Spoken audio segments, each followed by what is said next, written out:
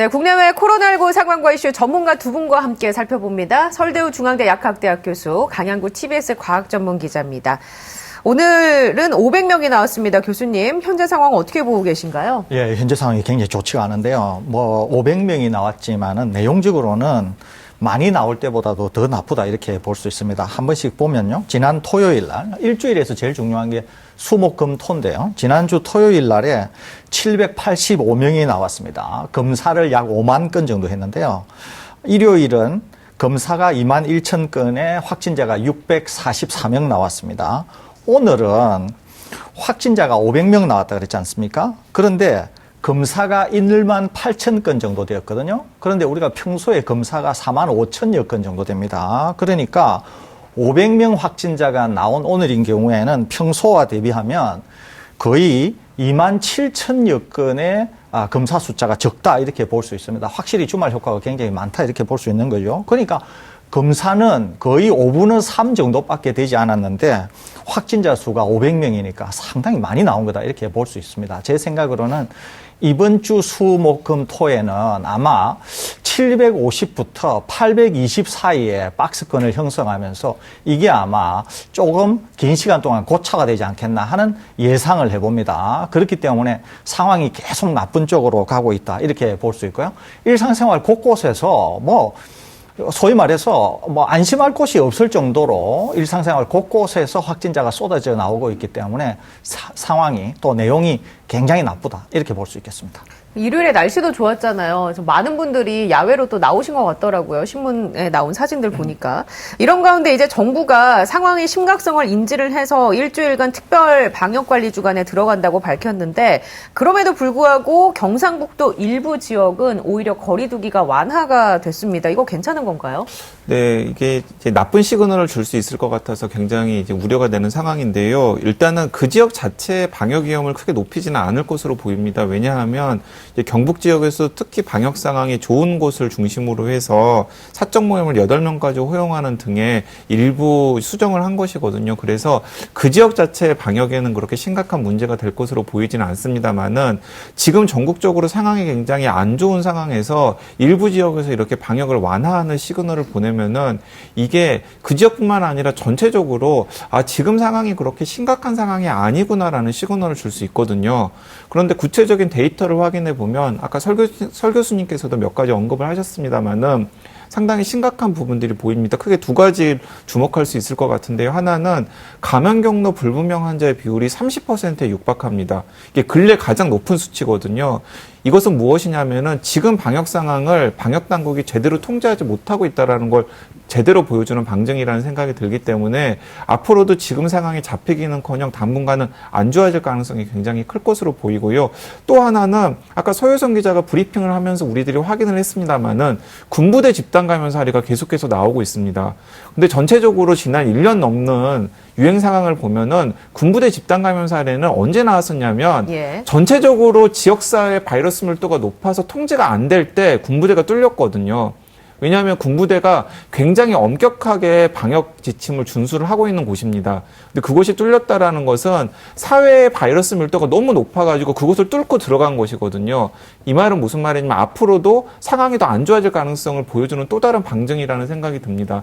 그렇기 때문에 전체적으로 상황이 좋지 않은데 일부 지역에서 이렇게 방역이 마치 제대로 되고 있는 듯한 시그널을 주민들이나 시민들에게 주게 되면은 그게 전체 방역에 미치는 영향이 굉장히 안 좋다라는 것입니다. 제가 하나 좀 덧붙이고 싶은데요. 우선 지금 이제 경북 일부 지역에서 한다는 거 아닙니까? 그런데 이제 계속 우리 레포트에서 보는 것처럼 부울경, 그러니까 이제 부산, 울산, 경남 지역의 지금 방역 상황, 또 확진자 발생 양상이 그렇게 좋지가 않습니다. 그러는데 이 지역이 서로 인접하고 있기 때문에 이동은 이 지역 내에서 상당히 자유롭게 일어나고 있다. 이렇게 볼 수 있는 것이거든요. 그런데 이제 시범 지역으로서 경북 지역의 일부에서 한다는 거 아닙니까? 그렇기 때문에 말씀드리는 것처럼 이 부근 일대가 지금 상황이 좋지 않기 때문에 그런 점에서 약간 우려되는 측면이 있고요. 또 하나는 일단 한 곳에서 시범적으로 하는 것이지만 방역 상황이 조금이라도 개선될 경우에 다른 지자체에서도 손들고 나오면서 우리도 해달라 이렇게 될 경우에는 이것도 상당히 난감할 수가 있는 것이거든요. 그러니까 어디는 되고 어디는 안 된다 이렇게 논리를 구성하기가 쉽지가 않습니다. 그렇기 때문에 오히려 지금 국토를 놓고 볼 때는 상황 자체가 안 좋기 때문에 지금 상황에서 이렇게 완화하는 조치는 그렇게 썩 바람직스러워 보이지는 않는다. 이렇게 제 개인적으로는 판단하고 있습니다. 그런데 교수님이 예전에 이런 얘기를 해주셨거든요. 확진자가 많이 나오는 지역과 적게 나오는 지역을 좀 구분을 해서 거리두기를 차등화할 필요가 있지 않겠느냐라는 얘기 해주셨단 말이죠. 맞습니다. 제가 그런 말씀 드린 적 있죠. 그런데 그때 제가 드릴 때 무슨 말씀이냐면은 전반적으로 상황이 기본적으로 어느 정도는 통제가 가능하고 좋아야 된다는 거죠, 이게. 그러니까 만일에 지금 전국가적으로 예컨대 하루에 한 1,000명씩 나온다고 해볼까요? 그러면은 이런 걸 하기가 어렵다는 거예요. 그런데 국토 전체로 볼 때 전국 발생 양상이 하루에 한 100명 정도 나온다. 그런데 제주도에서는 한 일주일 동안에 1명이나 2명 나온다든지 또는 전라도 지역에서도 이 발생 양상이 그렇다든지 그러면은 우리가 그런 지역에 있어서의 시범 운영을 해볼 수 있다는 거죠. 그런데 지금은 그런 정도가 아니라 전 국가적으로 상당히 상태가 안 좋다는 거예요. 상황이 안 좋다는 거예요. 그렇기 때문에 이런 상황이 안 좋은 데서 일부 지역만 떼가지고 시범적으로 한다고 하는 것은 시기적으로는 그렇게 썩 좋지는 않다. 이렇게 생각하고 있습니다. 예, 이런 것을 시범 적용하려면 어느 정도 컨트롤이 되는 상태에서 맞습니다. 진행을 해야 한다라는 그렇습니다. 얘기신 거죠. 그리고 이제 그 해군 관련해서 군대에서 나온 사례 같은 경우에는 축구하다가 이게 나온 걸로 지금 나오고 있는데 많은 분들이 군대 생활하면은 꼭 축구 얘기들을 많이 하시잖아요. 이걸 계기로 당분간은 좀 축구를 금지해야 되는 거 아닌가. 라는 생각이 갑자기 드네요. 네, 그런데 예. 기본적으로 이제 축구는 야외에서 하잖아요. 네. 야외에서 축구를 하다가 바이러스가 전파되었을 가능성은 상당히 낮아 보이는데요. 그 앞뒤가 문제일 것 같습니다. 특히 뒤. 왜냐하면 축구를 하게 되면은 네. 땀을 같이 흘렸으니까 네, 뭐 같이 샤워를 모여가지고 하고. 뭐 샤워도 예. 하고 그리고 밥도 하다못해 먹고. 회식은 안 예. 되더라도 음료수라도 같이 마시게 될 것 아닙니까? 그런 상황에서 당연히 네가 잘했네, 내가 잘했네 하면서 대화도 하게 될 테고요. 예. 그 과정에서 비말이 전파가 되면 바이러스 감염 위험이 커지는 것이죠. 알겠습니다.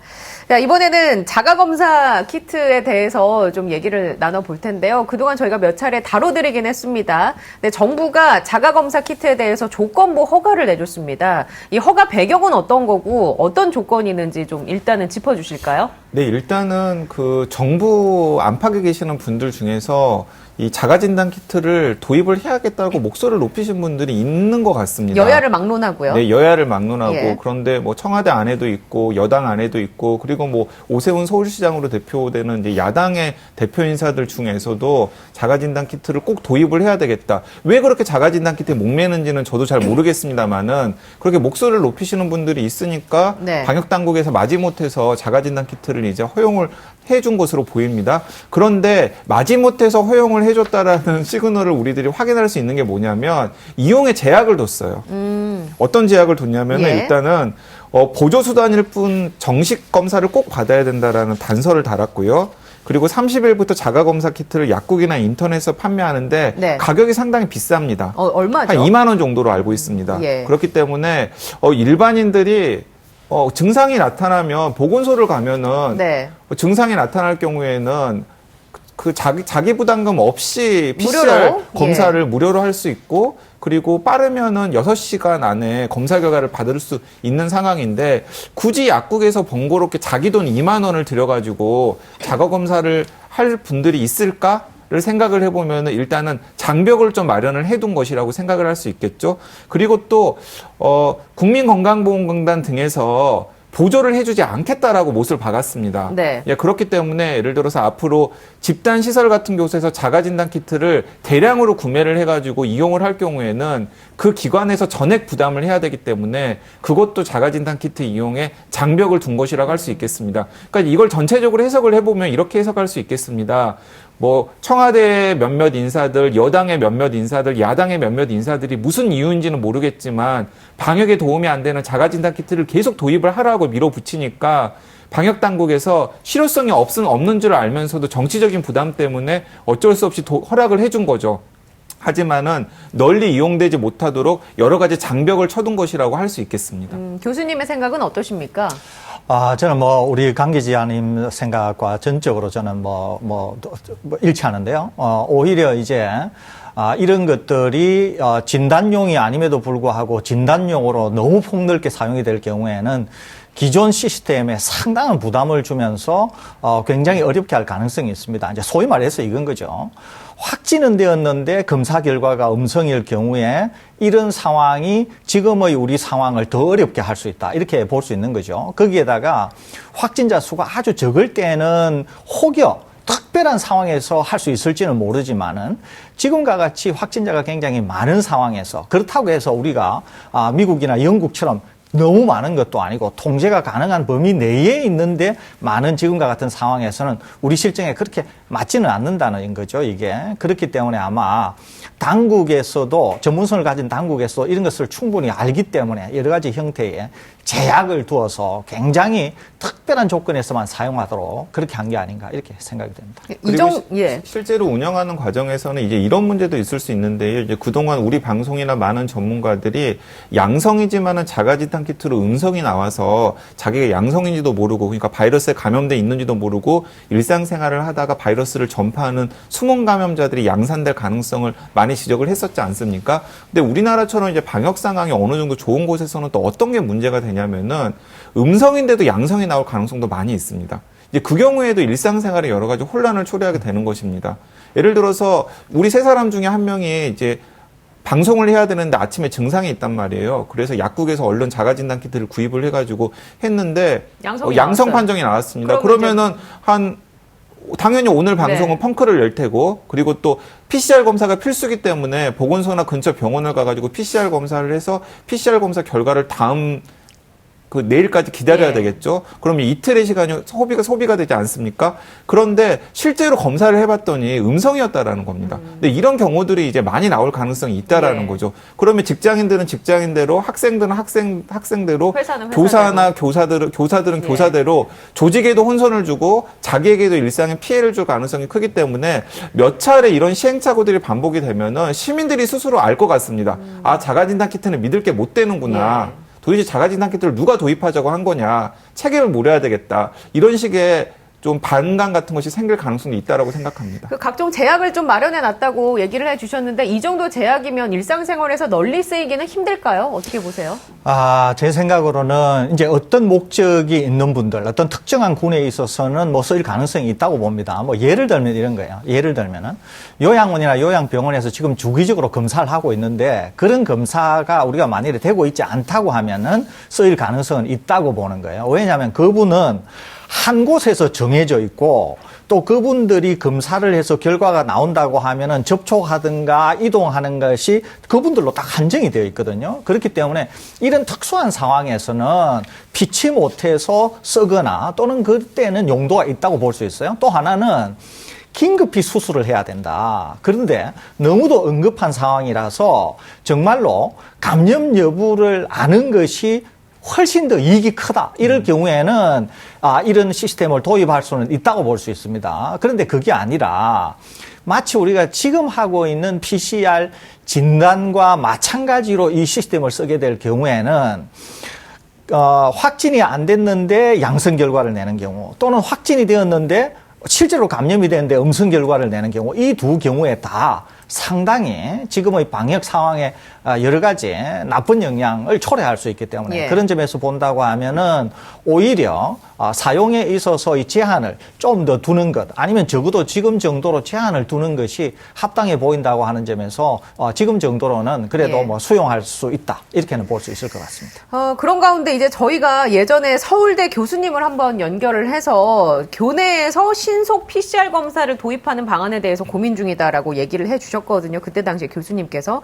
그런데 보니까 서울대에서 오늘부터 본격적으로 이 신속 PCR 검사를 도입을 했습니다. 일단 지금 조금 전에 얘기한 자가 검사 키트랑은 방식이 완전 다른 거잖아요. 네, 그렇습니다. 이제 PCR이라고 하는 이제 이름에서도 확인할 수 있듯이 기본적으로는 유전자 증폭 검사, 그러니까 굉장히 정확도가 자가진단 키트와 비교했을 때 높은 검사를 하겠다라는 것인데요.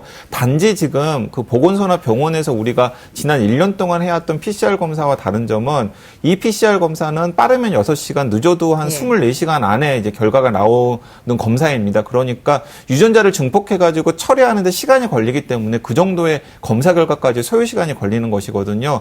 근데 이제 신속 PCR 검사는 신속이라는 이름이 붙었듯이 네. PCR 검사기는 PCR 검사인데 유전자 증폭 검사이긴 한데 여러 가지 기술적인 처치를 통해서 검사 결과가 나오는 시간을 이제 굉장히 줄인 것이죠. 그래서 서울대에서 지금 시행을 실제로 하고 있는데요.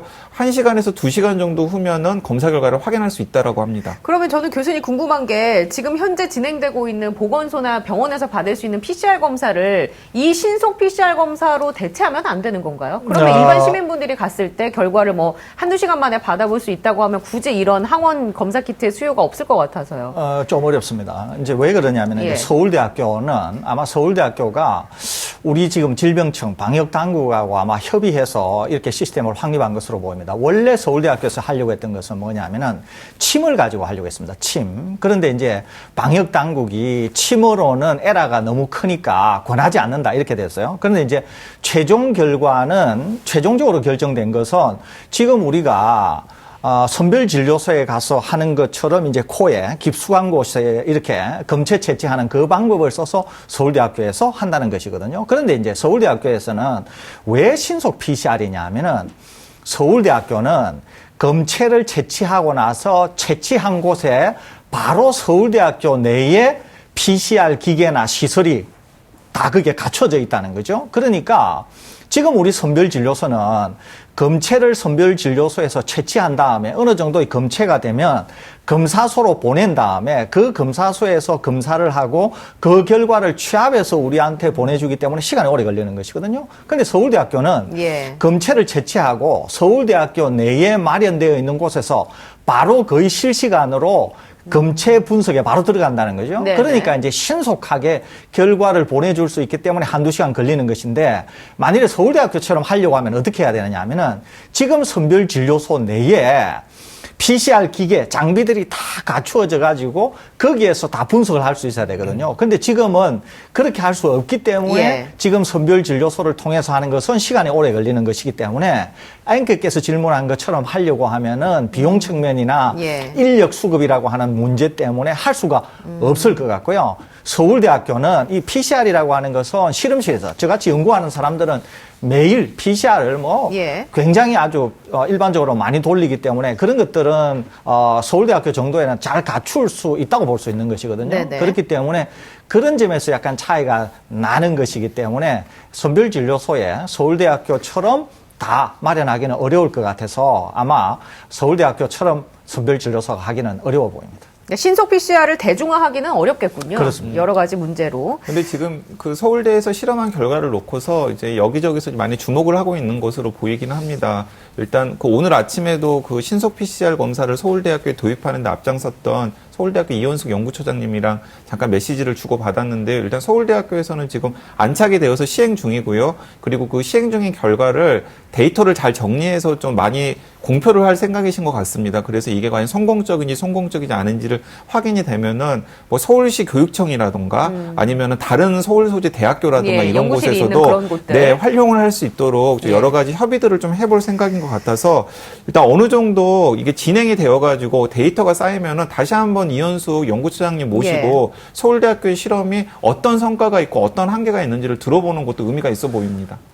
이게 지금 굉장히 중요한 건데요. 그때 우리가 그때 이제 처장님하고 여기에 우리가 화상 연결을 하면서도 굉장히 좋은 아이디어 이렇게 말씀드린 적이 있지 않습니까? 이런 것들이 가능해요. 예를 들면은 울산이나 거제같이 대규모 산업시설이 있을 수 있지 않습니까? 그런데 이제 우리 강 기자께서 그런 큰 시설들을 주기적으로 검사하면 좋을 것 같은데 지자체하고 기업이 협조하면 좋을 것 같다 그랬잖아요. 그런데 대학에 있는 시설을 일부 이용하게 될 경우에는 그 시설에서 지금 서울대학교에서 하는 것처럼 할 수가 있거든요. 그러면은 예컨대 울산에 있는 대형 조선소하고 지자체하고 정해진 대학이 3자 간에 협의를 하게 되면은 그 조선소에 대해서 일주일이면 일주일, 2주일이면 2주일에 한 번 검사를 하는 것, 또는 의심 증상이 있는 분들이 검사하는 것들을 할 수가 있습니다. 이게 얼마든지. 그렇기 때문에 서울대학교의 결과가 얼마나 정확한지, 얼마나 예. 신속한지, 얼마나 편리한지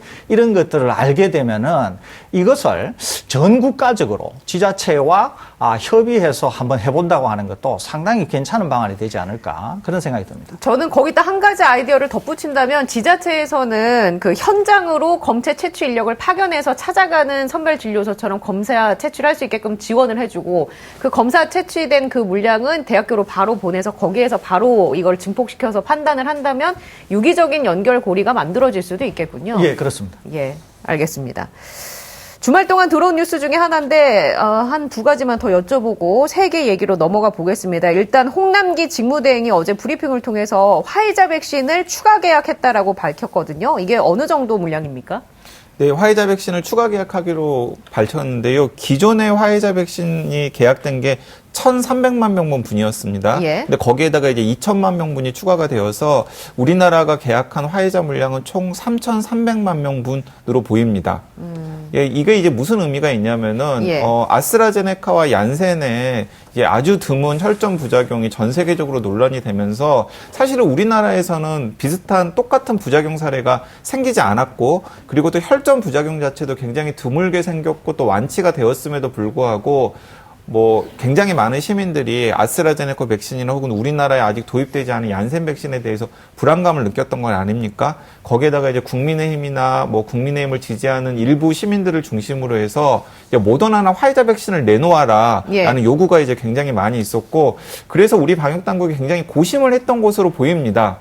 그래서 이제 여기저기 이제 많은 고민을 한 끝에 이제 화이자와도 좀 어렵게 협상을 해서 이제 어렵게 협상을 했다라는 건 치르지 않아도 될 비용을 많이 치르게 된 것이죠.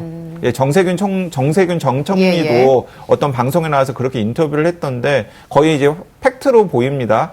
치르지 않아도 될 비용을 더 많이 치러서 이제 어렵게 화이자와 협의를 해서 2천만 명분을 추가적으로 계약을 했고요. 이걸 이제 하반기에 네. 순차적으로 들어오기로 했었는데 이제 몇 차례 설 교수님도 강조를 했고 저도 강조를 했습니다만은 이제 계약을 이렇게라도 한 것은 굉장히 고생을 했다라고 말씀을 드리고 싶습니다만은 지금부터 관건은 무엇이냐면은 이렇게 계약한 3,300만 명분, 그러니까 6,600만 회 분의 화이자 백신을 얼마나 빨리 우리 네. 손에 들 수 있을 것인가. 이게 들어와야 들어오는 거잖아요. 네, 들어와야 들어오는 눈앞에 것입니다. 보여야지 들어온 거니까 그게 언제가 될지는 조심스럽게 네, 예측을 그렇습니다. 뭐 할 그러니까 수는 일단은 없다. 상반기는 아닌 건 확실하고요. 예. 그러니까 하반기고 하반기에서도 정부가 기대하는 대로 7월, 8월, 9월에 대량으로 물량이 들어올 수 있을지는 사실은 그때 가봐야 아는 네. 것이기 때문에 계속해서 지켜봐야 될 것으로 보입니다만은 근데 지금 이 상황에서 정부의 여러 가지 노력을 폄훼할 필요는 없다라고 예. 생각합니다. 일단 좀 지켜봐야겠네요. 네, 저는 굉장히 고생을 많이 했고 어쨌든 간에 그 4천만 회분 추가 계약한 것 자체는 칭찬해 줘야 된다라고 생각합니다.